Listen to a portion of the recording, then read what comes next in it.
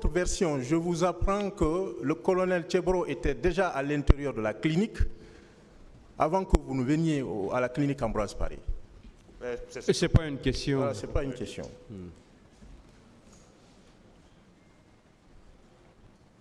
Vous avez tout à l'heure semblé confirmer les propos, certains propos contenus dans le rapport de la Commission internationale d'enquête, lorsqu'on dit que c'est le colonel Tchebro qui a affirmé qu'il avait fait arrêter 2 hommes, dont un Guinéen et un Sierra-Léonais, et qu'ils ont été entendus au niveau des services spéciaux.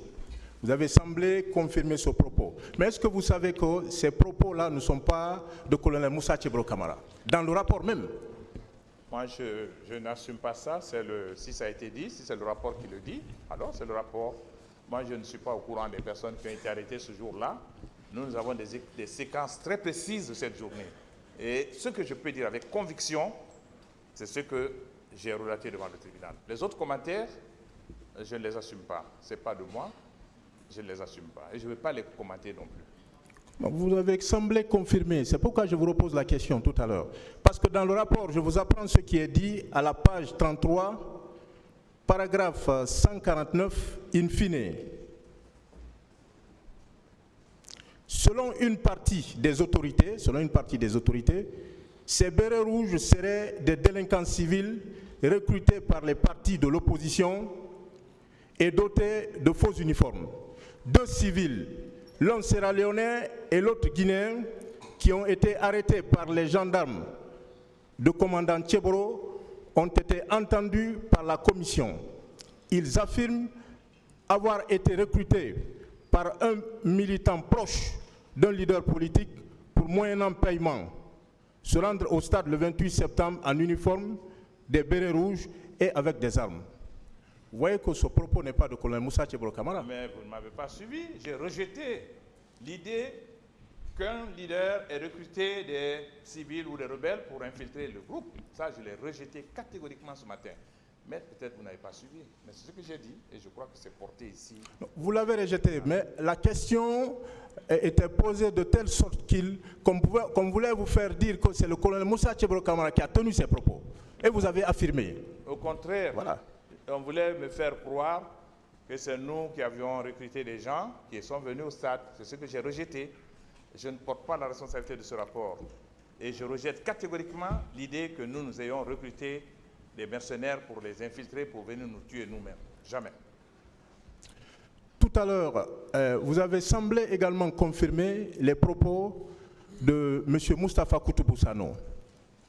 Lorsqu'on vous dit que c'est à 2 heures du matin qu'ils ont quitté le camp Alpha Diallo pour la clinique Ambroise Paré, pour la clinique Pasteur.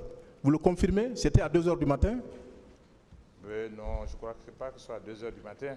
Voilà. Je crois que c'était avant ça. Mais vous savez, les questions d'heure, c'est... Les gens en parlent, mais avec pas beaucoup de sécurité. Mais M. Moustapha Sano est une personnalité respectée en Guinée. Et nous l'avons vu à l'œuvre ce jour-là. Il est venu, il a parlé. Et j'ai tout lieu de croire que c'est sur leur intercession qu'on a donné l'ordre de nous libérer. Je n'en doute pas, pas du tout. Je fais pleinement confiance à Moustapha Sano. Je vous confirme que ce n'est pas à 2 heures, puisque dans le PV de M. Sidi Touré, il indique ceci. Nous sommes restés là, à la clinique Pasteur, jusqu'à 22h45. Nous avons vu arriver le Premier ministre Komara, Monseigneur Gomez, Koutoubou Sano, l'imam de la mosquée Faisal et le colonel Tchebro. Donc, ne confirmez pas que c'était à 2 heures du matin. L'heure de Moustapha, ce n'est pas moi. Mais moi, je dis que c'était vers 11h, vers 23h. Moi, c'est ce que je dis devant le tribunal. Mais l'heure n'est pas... C'est pas les propos de l'heure de Moustapha. Pour moi, ce n'est pas très important.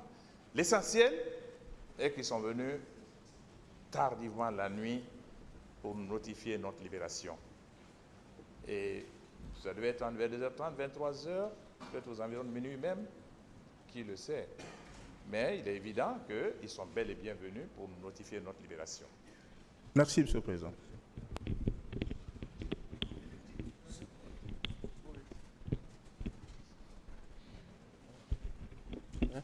C'est bon? Ok.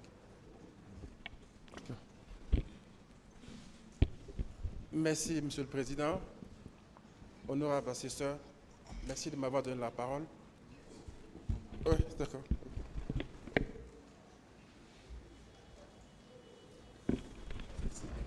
Voilà, merci.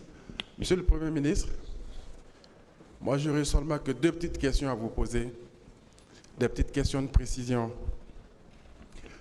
Or, Monsieur le Premier ministre, vous avez déclaré devant ce tribunal que vous, personnellement, vous n'avez pas été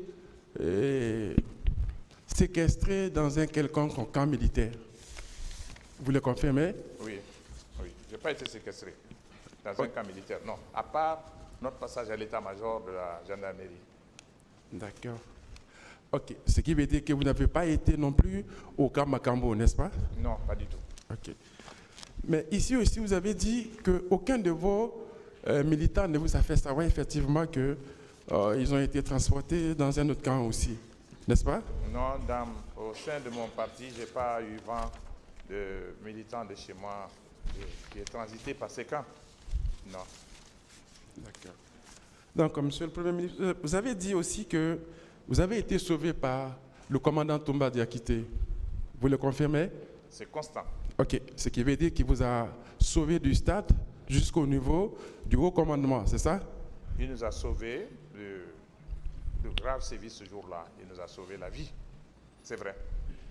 D'accord, Monsieur le Premier ministre. Donc, dans votre cas, est-ce qu'on peut dire que vous ou quelques membres de votre parti ont été victimes d'enlèvement, de séquestration ou quoi que ce soit de ce genre? Je viens de vous donner au début, tout à l'heure, l'entame, je viens de vous raconter la fin tragique d'une de mes militantes, la conséquence de la barbarie des militaires ce jour-là. Je peux vous dire beaucoup plus que ça, mais je crois que je ne voudrais pas remuer le couteau dans la plaie parce que ça me fait... Je deviens triste lorsque je l'évoque. Plusieurs membres de mon parti ont été molestés, blessés, des femmes violées, des femmes violentées, des femmes déshabillées, humiliées. Oui, plusieurs. Je l'ai dit déjà. D'accord, Monsieur le Premier ministre. Ce qui veut dire que ces exactions se sont passées au stade du 28 septembre, bien sûr. Oui, nos militantes, les militants et militantes de mon parti, c'était au stade. D'accord. Et est-ce qu'un de vos militants vous a rapporté qu'il a été enlevé pour l'amener ou aller le séquestrer au camp Makambo? Non. Ok, Monsieur Fall, avec moi, est-ce que vous pouvez confirmer avec moi devant ce tribunal, parce que Monsieur Paul Massagui Lavogui est poursuivi devant ce tribunal, Monsieur le Président, Monsieur le Premier ministre, pour enlèvement, séquestration, mais bon, que selon le parquet, tout se serait passé au camp Makambo. Est-ce que vous pouvez confirmer avec moi que ni vous, ni aucun membre de votre parti n'a été victime des exactions qui sont reprochées à M. Paul Massagui Lavogui devant ce tribunal? Je ne connais pas Paul Massagui Lavogui, je ne le connais pas. Je l'ai vu à la barre ici, je ne le connais pas. Nous n'avons pas eu affaire à lui. Oui, nous sommes d'accord que vous ne le connaissez pas. Mais dans les rapports que vous avez eus, dans les communications, les messages que vous avez eus avec vos partis, et selon la réalité que vous-même vous avez connue dans cette affaire, est-ce que vous, personnellement, vous n'avez pas été au camp Makambo? Vous n'avez pas non plus, été séquestré là-bas, ni torturé là-bas? Et en plus de cela, aucun membre de votre parti? C'est non, aucun. Ok, donc vous pouvez confirmer avec moi devant ce tribunal que ces faits, c'est-à-dire ces infractions, ces préventions qui sont reprochées à Paul Massagui Lavogui, vous personnellement, ni aucun membre de votre parti n'a été victime de ces infractions qui sont reprochées à Paul Massagui Lavogui? Absolument. Aucun. Je vous remercie. Monsieur le Président, comme on donne acte. Merci. J'en ai fini.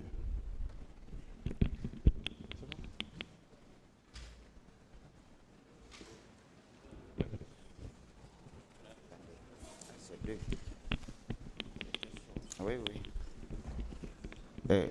Monsieur le ministre, parlant du complot, on dit que le professeur Alpha Condé voulait éliminer les concurrents. Est-ce que vous pouvez participer à la formation d'un complot dont l'objectif est de vous éliminer physiquement en tant que concurrent. C'est ce que j'ai dit tout à l'heure. Comment peut-on compléter contre soi-même pour mourir? Il vaut mieux se suicider à la maison, directement, sans participer à un complot. C'est plus simple, non?